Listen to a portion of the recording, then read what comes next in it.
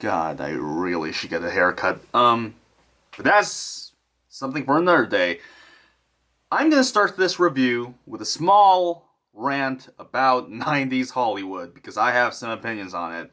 Now, I feel like with 90s Hollywood there was this one tiny little problem that was that kind of existed in most of the big Hollywood films of that era. Um, I felt like most of them really just had this overly sentimental shininess, glossiness to them that was way too Hollywood, that was way too unrealistic, and to a certain extent, it was way too safe. Films like Sleepless in Seattle, a film that starts off with death, actually becomes this overly sentimental romantic comedy.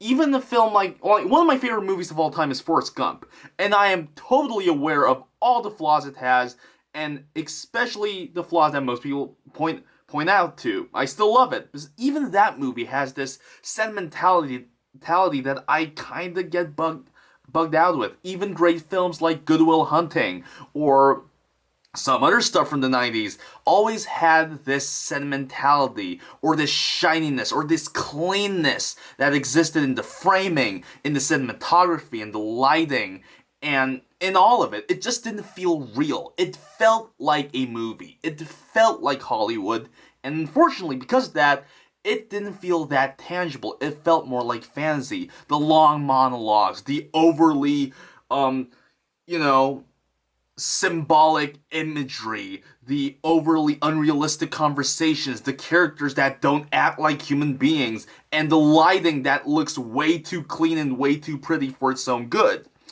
A director that was quite anti of this style was in the 90s. It would have been Quentin Tarantino, obviously. In the 70s and in the late 60s, it was a guy named John Cassavetes, or whatever the hell you want to call him. His films were, the lighting was all natural.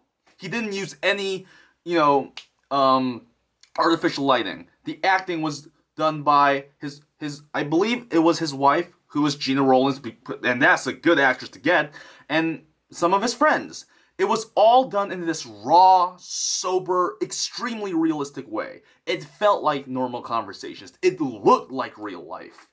And to a certain extent, in the late 90s and throughout the 2000s, there was one director that kind of took that style and made it his own, which is Kenneth Lonergan. And You Can Count on Me is his first directorial debut. It's the first time I'm seeing this movie.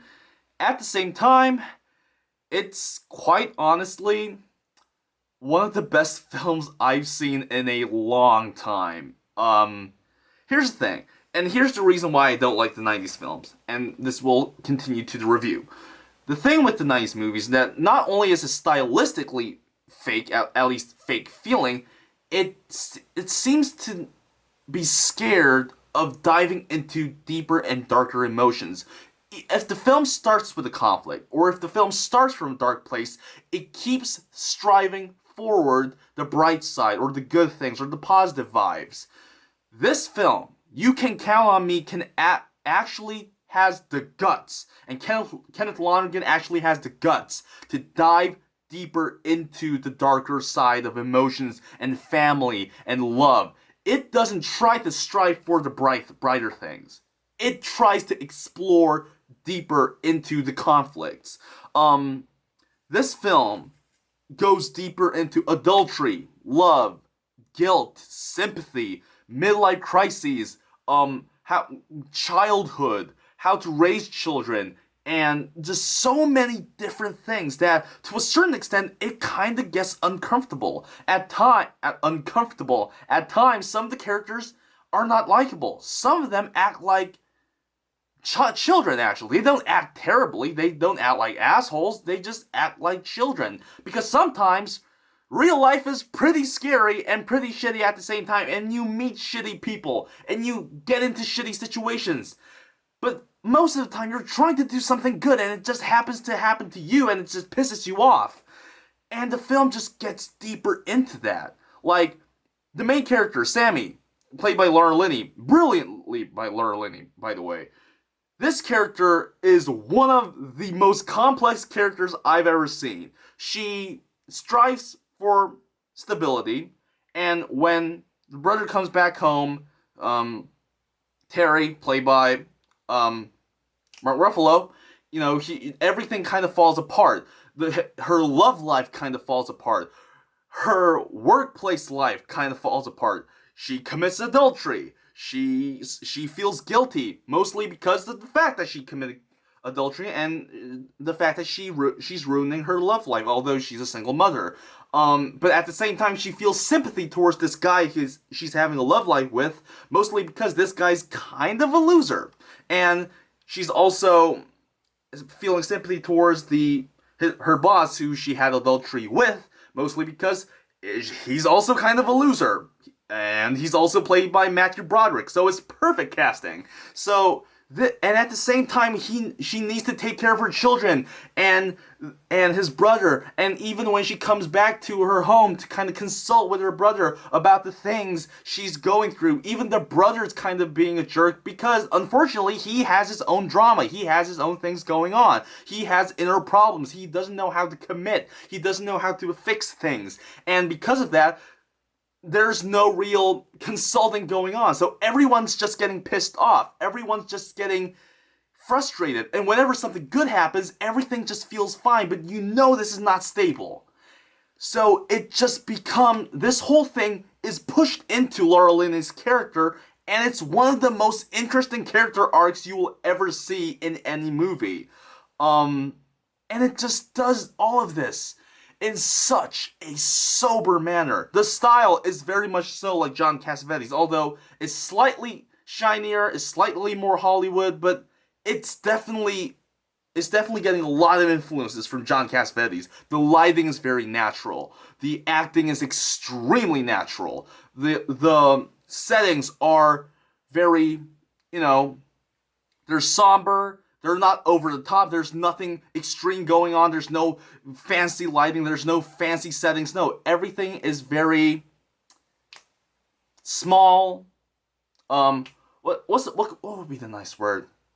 Modest. Yeah, the setting's very modest. Everything feels very modest because she's a single mother. Nothing is supposed to look fancy. And the flaws of the characters just makes everything much more interesting, and not only do the flaws of the characters make things more interesting and make things more tangible, it makes not only does it make the characters vulnerable, it makes the characters more understandable, because now you're exposing their darker sides, their more negative sides, their more selfish sides, and their more impatient sides to the audience, and now you're just getting to know them much more so. There's this scene where Laura Linney's character just breaks down right in front of her son. And because her son's probably the only character who's not really going through this extreme struggle, although he's having this little inner struggle with the fact that his father is kind of a jerk, that the fact that his biological father is kind of a jerk, this kid is the only person that Laura Linney can actually get some consultants from. And the son actually gives her some.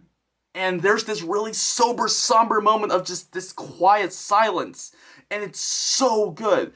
My God, where am I going with this? And it just all comes back to this basic idea of trust and family. And I know it sounds sentimental, but it's done in such a realistic way, because let's face it, family's everything.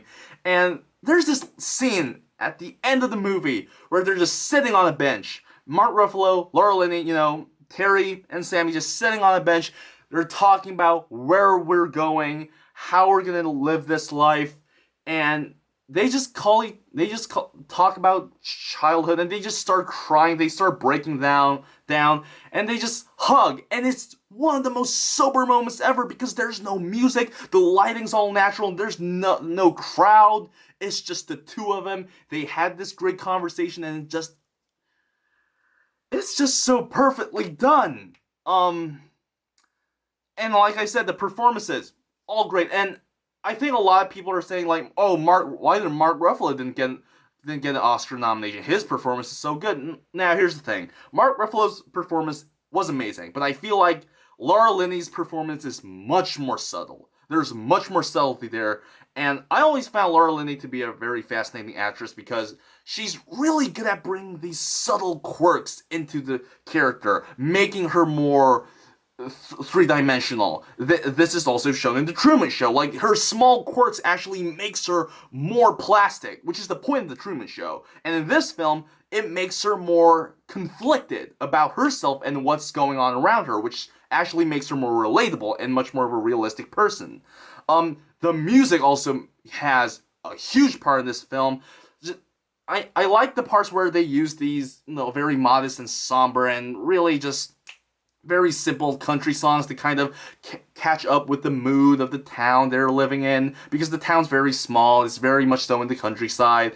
But there's this soundtrack, and I think it's the theme of the film, where they use this cello piece, and whenever the bassy parts comes into the scene, it just hits you in the guts, because it's so organic sounding, and it's so emotionally deep, and it's so soulful, and it just gets you in the heart.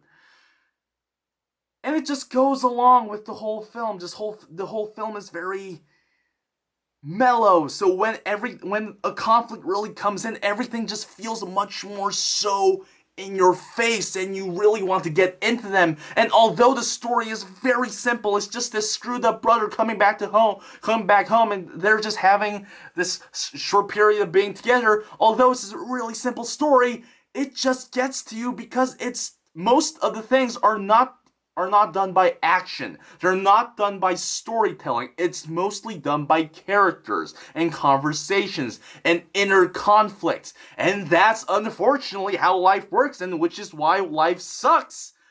But it makes a hell of a movie, at least. So, it's a masterpiece if you didn't notice anything by now. It's really fucking good. You gotta see it. Yeah, that's my review. Masterpiece, you can count on me. It's a fucking masterpiece. Watch it. Bye.